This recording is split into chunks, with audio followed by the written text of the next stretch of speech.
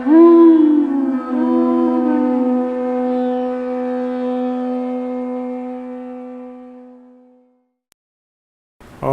Namo Bhagavate Vasudevaya.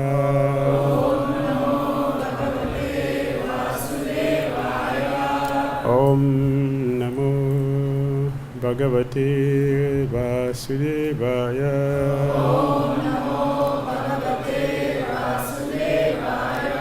Om Namo Bhagavate Vasudevaya.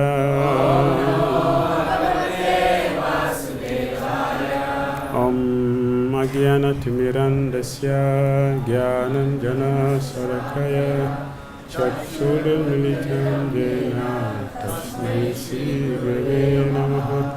Shri Chaitanya Manobhishtam Stapitam Jena Bhutale Swayam Rupa Kadamahyam Dadati Swapadantikam Vandeham Shri Gurun Shri Yuta Padakamalam Shri Gurun Vaishnavam Cha Shri Rupam Sagrajatam Sahagana Raghunathan Vitam Tam Sajivam Sadaitam Savadutam Parijana Sahitam Krishna Chaitanya Devam Shri Radha Krishna Padan Sahaguno Lalita Shri Vishakhan Vitam Cha.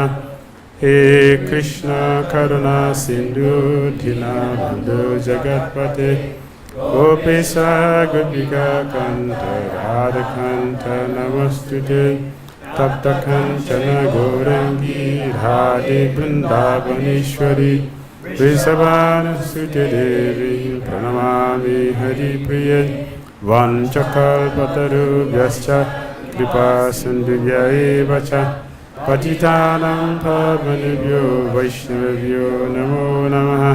Jai Shri Krishna Chaitanya Prabhu Nityananda Shri Advaita Gadadara Srivasadi Gaura Bhaktavrinda. Hare Krishna Krishna Krishna Hare Hare Hare Rama Rama Rama Hare Hare. Srimad Bhagavad-Gita cities ki jai, Srila Prabhupada ki.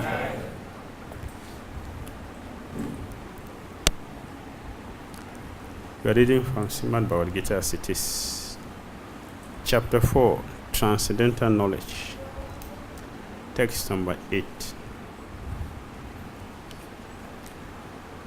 Karamani Akarama Jaha Pashyed Akaramani Cha Karma Jaha Sa Buddhiman Anusheshu Sa Yukta Krishna Karmakrit Karmani Akarma Japashyed Akaramani Chakaramaja Sa Buddhiman Manusyeshu Sa Yukta Krishna Karmakrit Karmani in action. Akarma in action.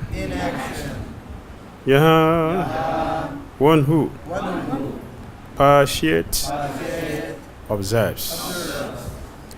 Akaramani in inaction. Cha also. Karma fruitive action. Yaha one who Saha he Buddhiman is intelligent. Manusyeshu in human society. Jaha he Yukta is in the transcendental position. Krishna Karmakrit, although engaged in all activities, translation and purport by Divine Grace, let's see, Bhakti-Vedanta Swami Prabhupada ki jai. One who sees inaction in action and action in inaction is intelligent among men, and he is in a transcendental position, although engaged in all sorts of activities. Let's repeat. One who sees inaction in action. One who sees inaction in action. And action in inaction. And action in inaction. Is intelligent among men. Is intelligent among men. And he is in a transcendental position. And he is in a transcendental position. Although engaged in all sorts of In activities. all sorts of activities. Purport. A person acting in Krishna consciousness is naturally free from the bonds of karma. His activities are all performed for Krishna. Therefore, he does not enjoy or suffer any of the effects of work. Consequently, he is intelligent in human society, even though he is engaged in all sorts of activities for Krishna. Akarma means without reaction to work. The impersonalist ceases fruitive activities out of fear, so that the resultant action may not be a stumbling block and a part of self-realization. But the personalist knows rightly his position as the eternal servitor of the Supreme Personality of Godhead. Therefore, he engages himself in activities of Krishna consciousness. Because everything is done for Krishna, he enjoys only transcendental happiness in the discharge of his service. Those who are engaged in this process are known to be without desire for personal sense gratification. The sense of eternity, eternal servitorship to Krishna makes one immune to all sorts of reactionary elements of work. Hare Krishna. Hare Krishna.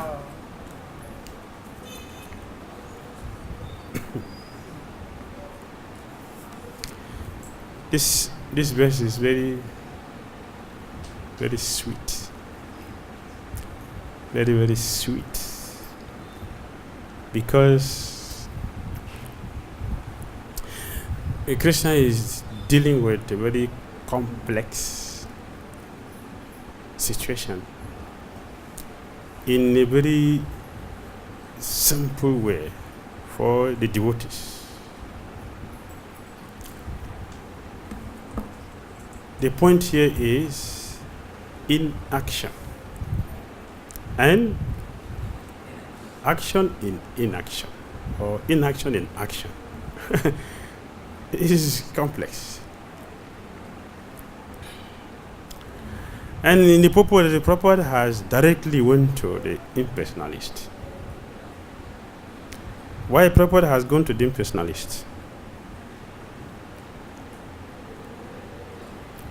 Although they have knowledge, they are studying the scriptures, they have given up activities. Why have they given up activities? They are afraid of the reactions. But knowledge, they know that every action produces a reaction. And it is binding. Every activity, all activities are binding for the performer. And binding in either way, whether it's positive is binding, it's negative is binding. Good activities are binding, and even bad activities are binding. So it's difficult to understand for most people. In other words, this verse is addressing imperfect renunciation. It's addressing lack of understanding what is actually the reality, which is it's an important subject.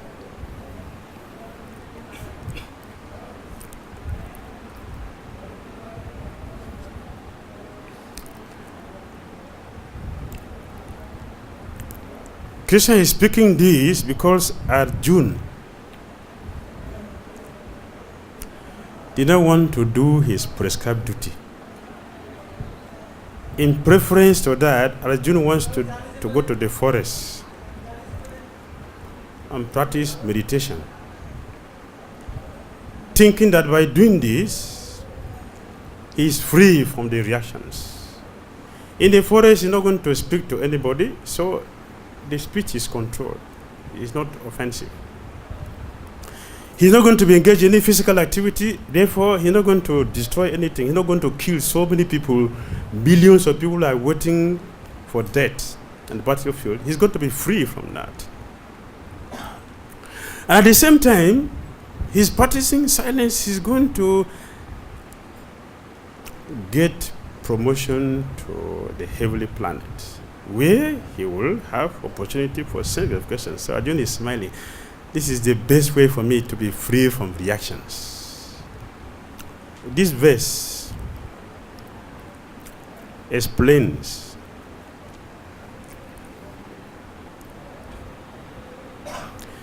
the problem is not the activities.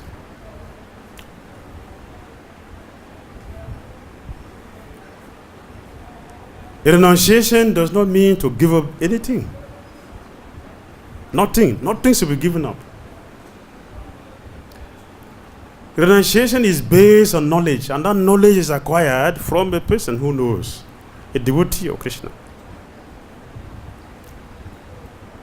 A non-devotee, no matter how advanced and academically educated the person may be, cannot understand this. So the text 17 of this, Krishna already explained the intricacies of karma is very difficult to understand. Even sages cannot explain. They cannot determine. They cannot explain why good people suffer. Why good people will suffer? Bad people should suffer, not good people.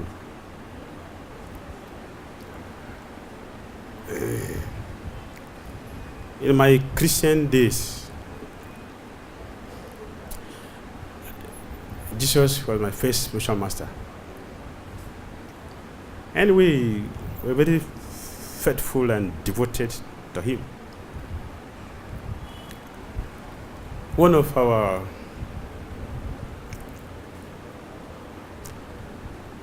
guru, very young British boy, very young, and experience in preaching. When any Sunday he's going to preach, the whole place is packed full because we appreciated his presentation of the philosophy, the Christian philosophy. We loved him. Well, he is very young. Secondly, he also has the ability to present the teachings nicely. So we loved him. He lasted for only 3 months. One Sunday he was coming to deliver the lecture, and the hall was full, waiting for him. As he was crossing the road, a car knocked him down and he died instantly.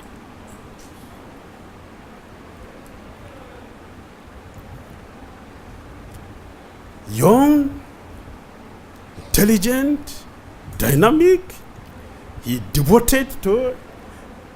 He's a very young sannyasi, very young.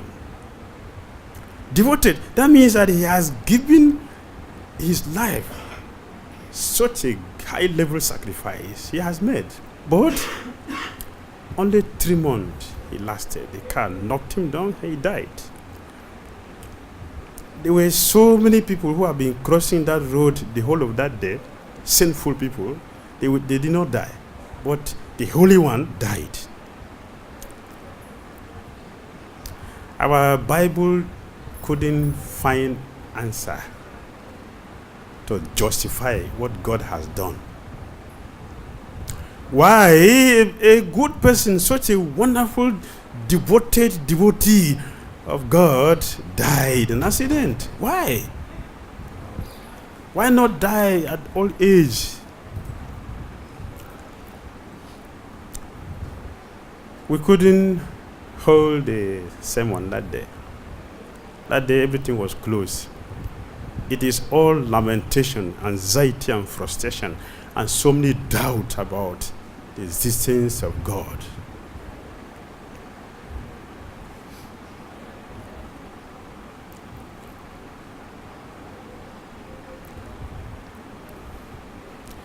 We're coming to Krishna consciousness. It is very easy to understand. Very easy. The intricacies of karma is so difficult that it baffles all of us. Why were we baffled? Because we don't have complete knowledge. But Bhagavad-Gita answered the question very easily. Today, we are chanting Hare Krishna, we are making sacrifices, we are practicing very nicely. We have devoted our lives there. So everything is wonderful. Krishna does not forget our past activities. We can forget, but Krishna does not forget. He has the record of everyone. So he will pay us according to that.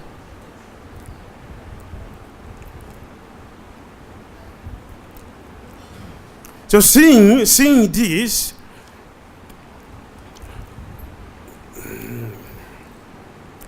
some people, okay, I don't want to do any activity because by doing activity I will get some sinful reactions from activity. Therefore, to be free from suffering, no activity, I can go and meditate. So Arjuna was thinking like this: let me go and do meditation. Meditation, I will not have to deal with anybody.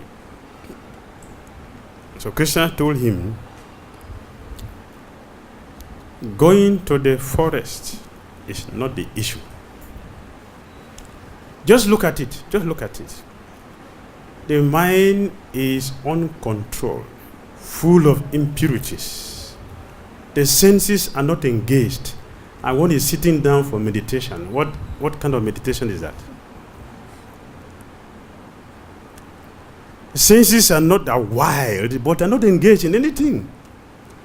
The mind, the center of all the activities, also is polluted. So such a person sitting on meditation, for meditation is what? It is very, very dangerous.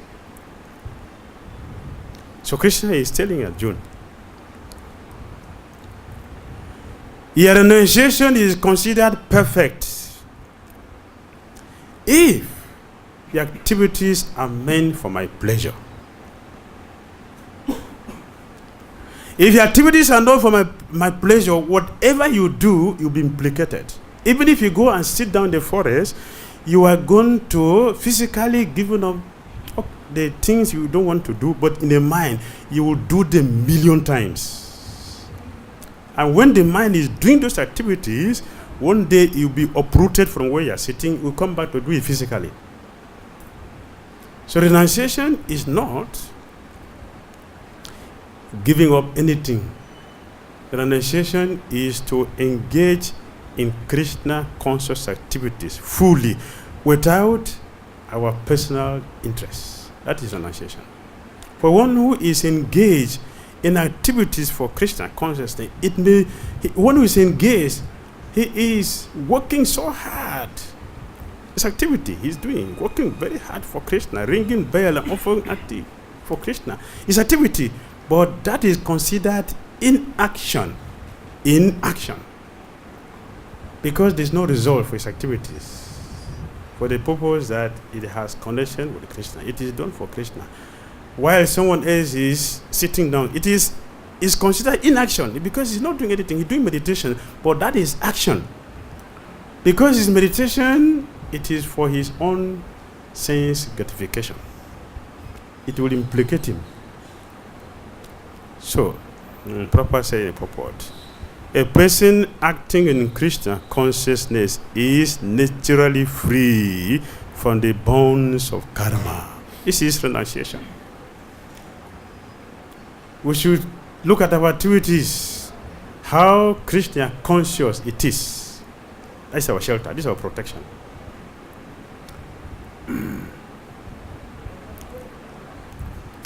His activities are all performed for Krishna, therefore he does not enjoy or suffer any of the effect of work. Krishna conscious activities are not about my purification, my liberation. It is not about that. My purification, my liberation, it is selfishness. It may look like Krishna consciousness, but it is selfishness. Because it's about me, not about Krishna. So one is considered intelligent if one is fully engaged in activities, 24 hours a day engaged in Krishna conscious activities without considering good or bad. That person is considered intelligent. And for one who is giving up these Krishna conscious activities to go and practice meditation is considered sinful. Prahlad Maharaj, in one of his prayers to Lord Nrsimhadev, he said, "My dear Lord Nrsimhadev, look at all these wonderful people sitting there in the Himalayas, meditating, practicing silence. They are all selfish people. They are sinful. I don't want to be like this. Give me your benediction that should go to the cities, go to the factories and preach your glories to people." That is renunciation. That is Krishna consciousness. It is liberating. No reaction. Because it is Krishna conscious activities. So falling in the footsteps of Prahlad Maharaj, Srila Prabhupada left Vrindavan to preach Krishna consciousness all over the world. The impersonalists cannot do that. They can't do that because it's contamination.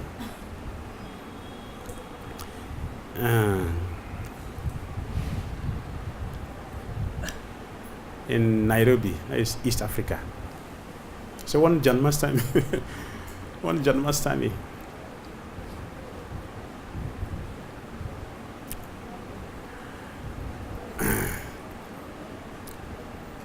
some other spiritual organizations are all impersonalists, Mayavadis.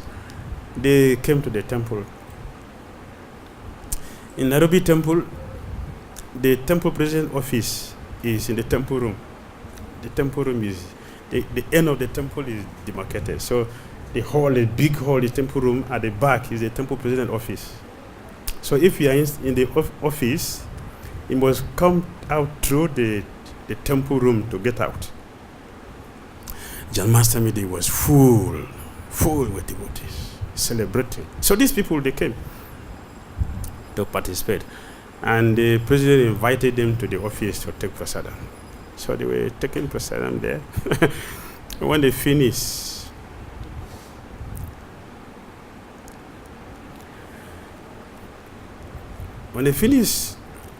now getting ready to go. So one of them opened the door. As he opened the door, he goes, "Ah!" So the president was shocked. What happened? So he came, what happened? Matajis.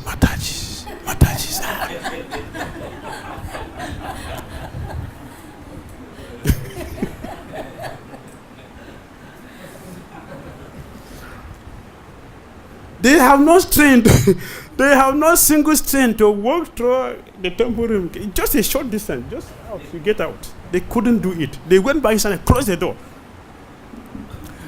But Hare Krishna devotees, Hare Krishna.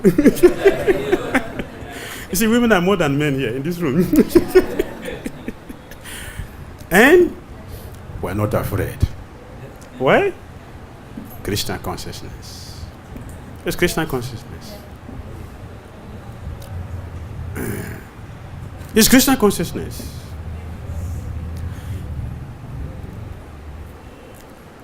Krishna consciousness is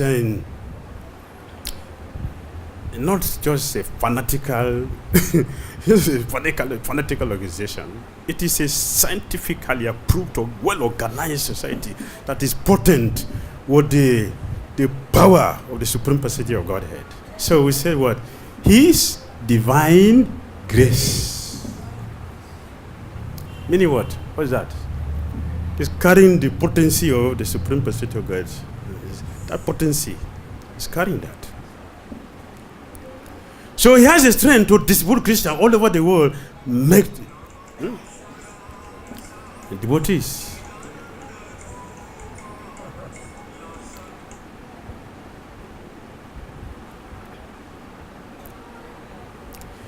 That is the strength of Srila Prabhupada Krishna consciousness,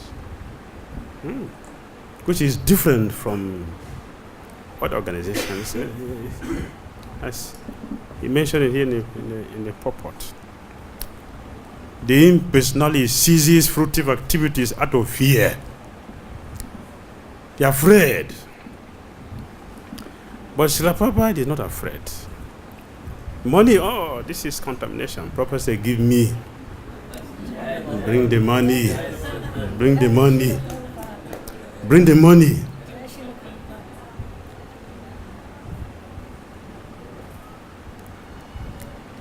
In Bhagavad-Gita, Lord Krishna explained, what is Maya? What is Maya? That which is not illusion. That is what you understand. That is what we understand. That which is not. But that is not just Maya. Maya means many things. Maya. Maya adakshana prakriti swadesa chara acharam. Krishna said. Maya is what? My energy, my superintendent is working under me, is my good servant. Not independent. And what do we see? Haridas Thakur engaged Maya in Krishna consciousness. He was not afraid.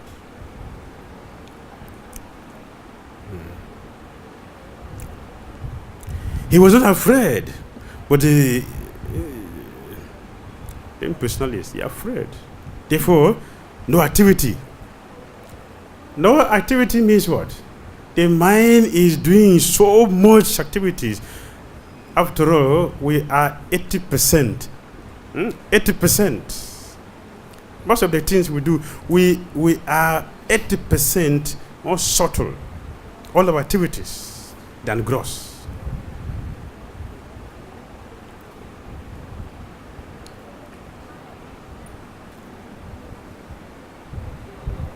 So if the mind is engaged, Bhagavad-Gita already said that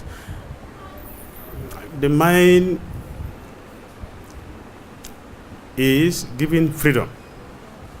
Even if one try to control all the senses, and just one is giving freedom, very dangerous.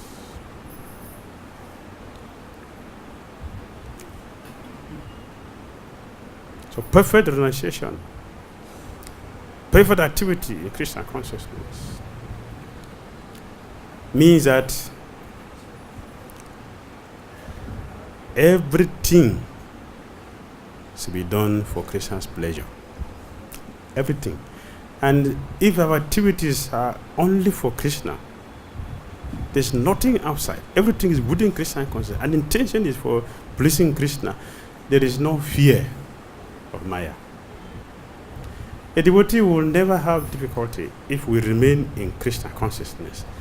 A devotee will have difficulty only when we step out. Only at the point that we step out, there's a problem. But as soon as we remain on track, we remain in Krishna consciousness, our activities are within Krishna consciousness, there is no danger, there is no reaction.